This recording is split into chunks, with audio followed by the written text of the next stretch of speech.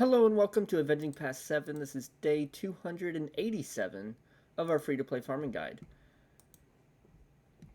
And apparently, Grand Arena is already back. I thought we had an extra week, but I guess not. So, we have Grand Arena, and my accounts are going to be put to the test. Because we are, like I'd mentioned yesterday, I don't know if the alt account is ready. I feel like I have too many teams on defense just because I got promoted up to Bronzium. I thought I did join up with this. There we go. So we'll see how the alt account goes. I know Bronzium is rather difficult whenever you first get up there because you have more teams on defense and you have really ready for offense. So we'll see how that goes. Ooh, update on the main account. CR Sonic, I listened to you and I worked on it more and I got through the that tier on General Anakin Skywalker's Journey Guide. I'm now on the final tier where we get to use your Separatist units. So who knows how long that will take me to get them ready for that fight. And if any of you have already gotten through the gas event, please comment down below. Do the Separatist units, do they all need to be at the same point where my Galactic Republic units needed to be? Can they be lower? Do they need to be higher? How difficult is that mission going to be for me? Please comment down below and let me know. Right now, they are all rather low leveled. I have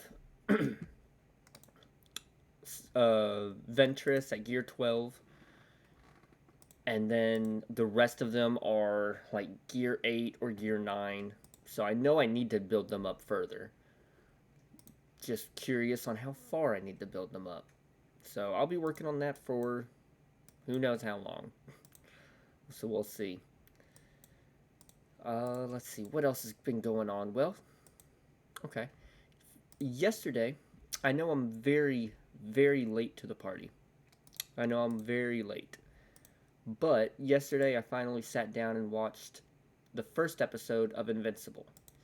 And the Amazon Prime original, based on the comics by Robert Kirkman. And I really enjoyed it. I know I've been told for years that I need to watch it, that I would enjoy it. I just never did. I never had a reason. I just never had. And I'm enjoying it. So I'll probably talk about that more later on. I'll probably have some ideas or things to talk about and compare it to other things as I go through the show and think of them. Yeah. So if you enjoyed Invincible, go ahead and let me know down below. If it's something that you really did enjoy. I'm glad I'm getting into it now because season 2 should be coming out soon, I believe. And that'll be fun to watch and keep up with in real time as I see the internet explode with excitement over it. I'll be able to be a part of that. Oh, let's see.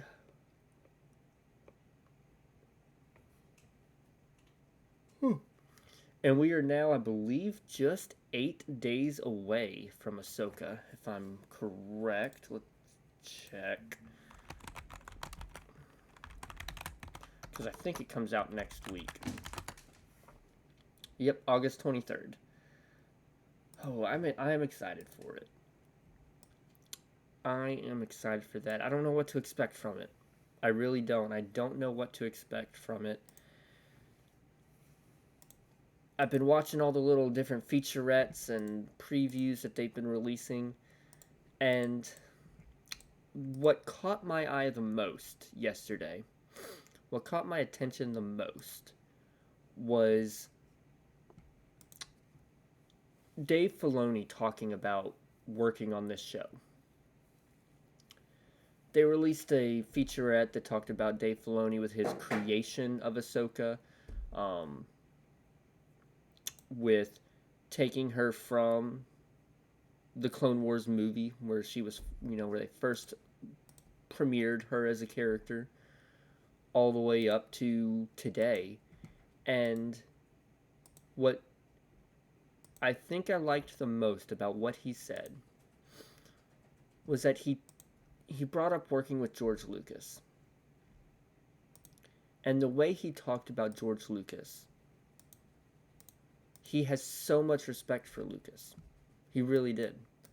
He talked about him, as the creator of Star Wars, as someone who worked very hard on Star Wars, on creating a legacy of entertainment.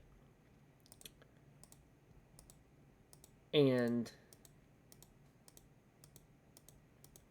he didn't talk about replacing Lucas. He didn't talk about being better than George Lucas. He talked about trying to match George Lucas, how to live up to the history and the legacy that George Lucas had before him. He talked about, how the bar was set high by George Lucas and how he needs to meet that or try to compare to that. And he talked about it as if it was a challenge. And I think that it made me hopeful that he's not taking this responsibility lightly. He understands making a live action or any kind of the way he talks about any kind of Star Wars. He talks about it being a big deal and understanding that people love Star Wars, love George Lucas's Star Wars, and when they sit down to watch Star Wars, that you have to understand where they come from. You have to understand what came before himself to be able to sit there and ask for people to like his version of Star Wars.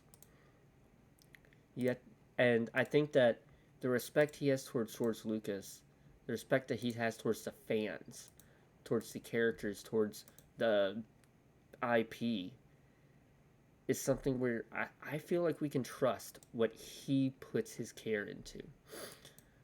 I was talking with someone the other day about how this person is not very excited about the Ahsoka series. And it's because he didn't like Obi-Wan. He didn't like Boba Fett. He didn't like Mandalorian Season 3 as much as he liked Season 1. And I told him that I understand.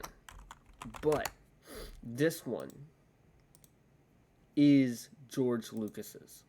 Is Dave Filoni's project. Like, this is what Dave Filoni loves.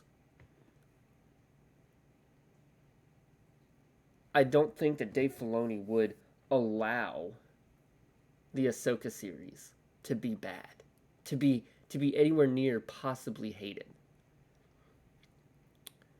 And that's what gives me hope that this is still going to be really good.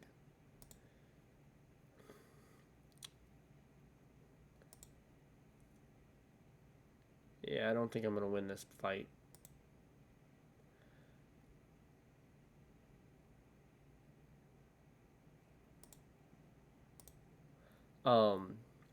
So I'm excited for it. I trust Dave Filoni. We don't have any turn meter gain. I'll have to come back to this. I might have to go through it with without the Empire units.